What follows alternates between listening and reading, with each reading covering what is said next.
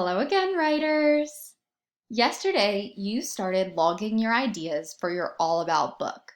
You might have even started writing some of your ideas. Today, I want to teach you the steps when you begin writing an All About book or a teaching book. The first thing you're going to do is think of a topic. Now, good news is, yesterday, you already thought of a bunch of topics.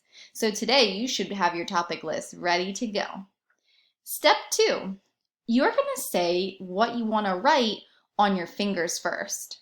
Caregivers, this is really important that our students are saying it first before they start writing. If they're saying it, this is going to make them elaborate more when they actually start writing. So they're going to say it. Then they're going to sketch across the pages. We're going to get our sketches down first. That way we don't forget what we wanted to say. Then step three, they're ready to write the words.